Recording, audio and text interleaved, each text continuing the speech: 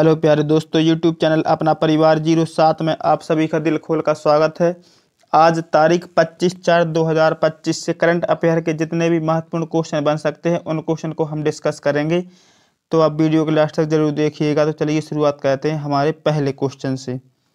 दिया है, देखिए दिया है, हाल ही में कौशल विकास एवं उद्यमिता मंत्रालय ने किसके साथ मिलकर महिलाओं के लिए एआई करियर शुरू किया है? तो इस क्वेश्चन के ऑप्शन है गूगल, मेटा, माइक्रोसॉफ्ट या एप्पल। तो इस क्वेश्चन का जो सही जवाब होगा हमारा होगा ऑप्शन नंबर सी, माइक्रोसॉफ्ट।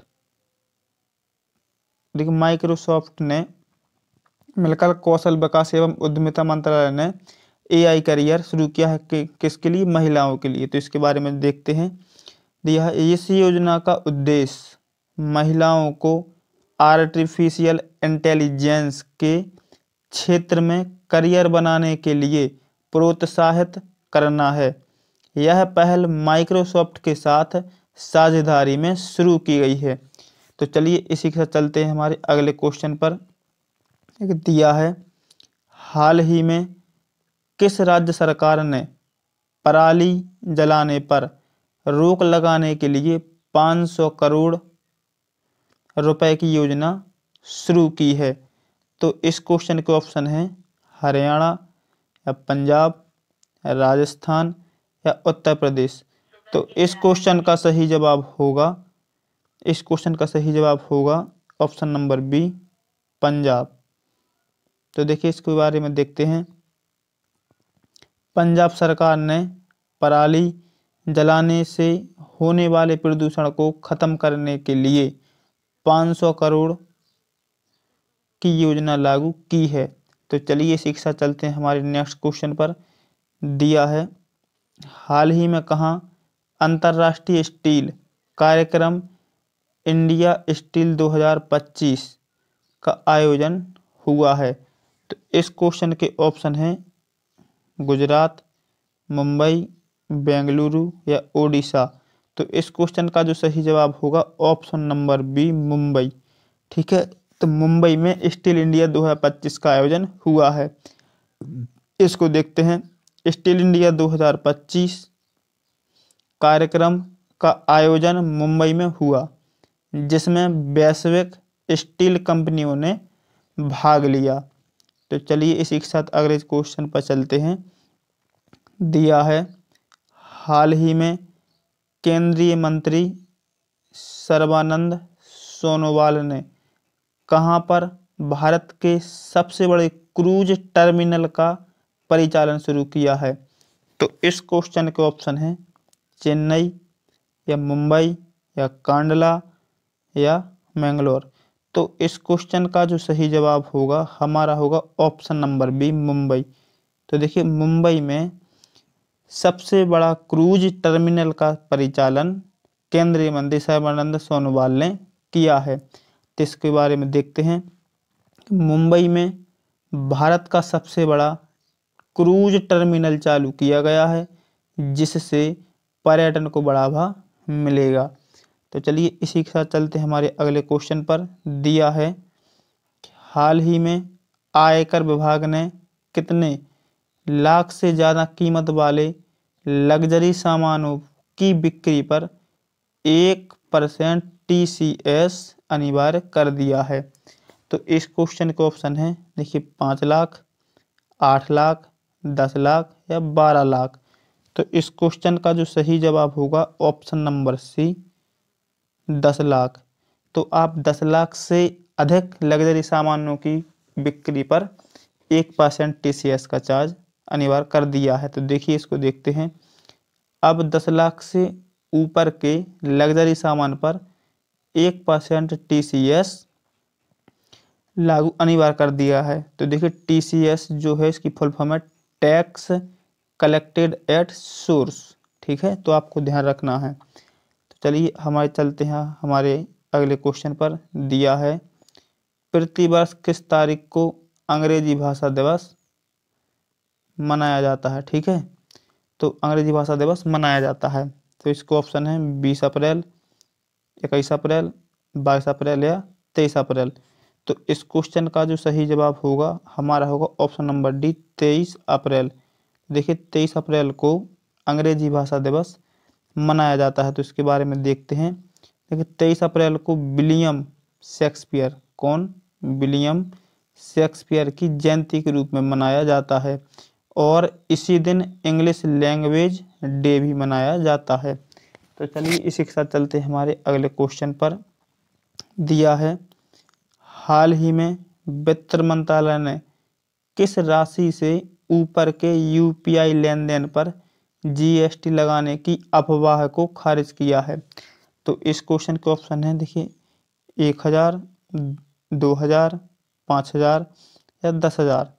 तो इस क्वेश्चन का जो सही जवाब होगा ऑप्शन नंबर बी, 2000 रुपये। ठीक है, 2000 रुपये। तो इसके बारे में देखते हैं। देखिए वित्त मंत्रालय ने स्पष्ट किया है कि 2000 रुपये से अधिक के यूपीआई ट्रांजैक्शंस पर कोई जीएसटी नहीं लगेगा। तो चलिए इसी के साथ चलते हैं हमारे अगले क्वेश्चन पर। दिया है, हाल ही में भारत की आपत्ति के बाद किस देश ने पाकिस्तान के साथ नौसैनिक अभ्यास रद्द किया है? तो इस क्वेश्चन के ऑप्शन होंगे चीन, श्रीलंका, बांग्लादेश या म्यांमार। तो इस क्वेश्चन का जो सही जवाब होगा हमारा होगा ऑप्शन नंबर बी, श्रीलंका। तो श्रीलंका ने हाल ही में भारत की आपत्ति के बाद पाकिस्तान के साथ नौसैनिक अभ्यास को रद्द कर दिया है। तो इसके बारे में देखते हैं हम। भारत की आपत्ति के बाद श्रीलंका ने पाकिस्तान के साथ होने वाला नौसैनिक अभ्यास को क्या किया है? रद्द कर दिया है। तो इसी के साथ चलते हैं हमारे अगले क्वेश्चन पर। देखिए दिया है, हाल ही में किस देश के हाफ मैराथन में पहली बार मानव रूपी रोबोट शामिल हुआ है? तो इस क्वेश्चन के ऑप्शन होंगे जापान, ब्राज़ील, इंडोनेशिया या चाइना। तो इस क्वेश्चन का जो सही जवाब होगा हमारा होगा ऑप्शन नंबर डी, चाइना। तो देखिए चाइना के हाफ मैराथन में पहली बार मानव रूपी रोबोट शामिल हुआ है। तो इसके बारे में देखते हैं कि चीन के एक हाफ मैराथन में पहली बार एक ह्यूमनॉइड रोबोट ने दौड़ में हिस्सा लिया है। तो चलिए इसी के साथ चलते हैं हमारे अगले क्वेश्चन पर। दिया है, किस देश ने हाल ही में पहली बार अंतरिक्ष में अपने नागरिकों को भेजा है या नागरिक को भेजा है? तो इस क्वेश्चन का ऑप्शन होंगे मिस्र, जिसको हम इजिप्ट कहते हैं, मिस्र या नाइजीरिया या बांग्लादेश या वियतनाम। तो हमारा इस क्वेश्चन का सही जवाब होगा वो होगा ऑप्शन नंबर बी, नाइजीरिया। तो देखिए अभी हाल ही में नाइजीरिया देश ने अंतरिक्ष में अपने नागरिक को भेजा है। तो इसके देखते हैं। देखिए नाइजीरिया ने हाल ही में पहली बार, ये इम्पोर्टेंट है, पहली बार नागरिक को अंतरिक्ष में भेजकर इतिहास रच दिया है। तो चलिए इसी के साथ चलते हैं हमारे अगले क्वेश्चन पर। दिया है, हाल ही में किसे विश्व पुस्तक और कॉपीराइट दिवस के अवसर पर यूनेस्को द्वारा वैश्विक पुस्तक राजधानी घोषित किया गया है? तो इस क्वेश्चन का जो सही जवाब होगा या इस क्वेश्चन के ऑप्शन होंगे बोगोटा, स्ट्रासबर्ग, मेलबर्न या टोक्यो। तो इस क्वेश्चन का जो सही जवाब होगा हमारा होगा ऑप्शन नंबर बी, स्ट्रासबर्ग, जो कि एक फ्रांस का शहर है। तो इसको देखते हैं। दिया है, देखिए 2024-25 के लिए, कब के लिए? 2024-25 के लिए यूनेस्को ने फ्रांस के स्ट्रासबर्ग शहर को, किसको? फ्रांस का शहर है स्ट्रासबर्ग शहर को वैश्विक पुस्तक राजधानी घोषित किया है। तो चलिए इसी के साथ चलते हैं हमारे अगले क्वेश्चन पर। दिया है, हाल ही में भारत के किस रक्षा सार्वजनिक उपक्रम ने 1200 करोड़ रुपए के निर्यात अनुबंध पर हस्ताक्षर किए हैं?